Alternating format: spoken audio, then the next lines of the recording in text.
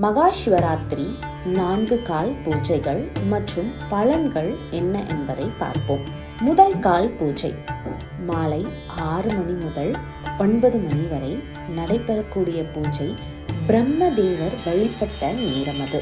அபிஷேகம் செய்ய வேண்டிய பொருட்கள் பால், பஞ்சகாவியம், பூக்கள், வில்வம் மற்றும் தாமரை மலர்கள். நெய்வேத்தியம் செய்யக்கூடிய பொருட்கள் சர்க்கரை பொங்கல் மற்றும் பழங்கள். இதனால் நமக்கு கிடைக்கக்கூடிய பலன்கள் நம்முடைய கடந்த கால பாவங்கள் அனைத்தும் நீங்கும். இரண்டாம் கால பூஜை இரவு 9 மணி முதல் 12 மணி வரை நடைபெறும். இது மகாவிஷ்ணு வழிபட்ட நேரம். இதில் அபிஷேகம் செய்ய வேண்டிய பொருட்கள் இளநீர் மற்றும் பஞ்சாமிர்தம், பூக்கள், துளசி மற்றும் வில்வம். நெய்வேத்தியம் செய்ய வேண்டிய பொருட்கள் பருப்பு பாயாசம் மற்றும் கற்கண்டு சாதம்.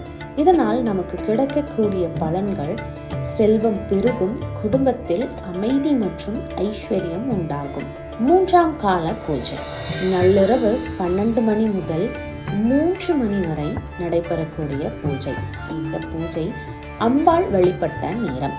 மூன்றாம் கால பூஜை நள்ளிரவு 12 மணி முதல் 3 மணி வரை நடைபெறும். இது அம்பாள் வழிபட்ட நேரம். இந்த நேரத்தில் அபிஷேகம் செய்ய வேண்டிய பொருள் தேன் மற்றும் பழச்சாறுகள். நெய்வேத்தியம் எல் சாதம் மற்றும் எல் சார்ந்த பலகாரங்கள்.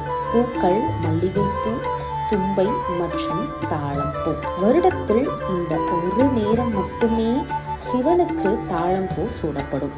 இதனால் நமக்கு கிடைக்கக்கூடிய பலன்கள் தீய சக்திகள் அகலும், நோய்கள் நீங்கி ஆரோக்கியமான வாழ்வு கிட்டும். இறுதியாக 4ஆம் கால பூஜை அதிகாலை 3 மணி முதல் 6 மணி வரை நடைபெறும். தேவர்கள், ரிஷிகள் வழிபட்ட நேரம் அது. இந்த நேரத்தில் அபிஷேகம் செய்யக்கூடிய பொருட்கள் கரும்புச்சாறு மற்றும் பன்னீர். பூக்கள் அல்லி, சாமந்தி, நந்தியாவட்டை பூக்கள். நெய்வேத்தியம் செய்யக்கூடிய பொருட்கள் சுத்தமான அன்னம், அதில் ஒரு சொட்டு நெய் விட வேண்டும். இதனால் நமக்கு கிடைக்கக்கூடிய பலன் காரிய தடைகள் நீங்கும், முக்தி மற்றும் மன அமைதி கிடைக்கும்.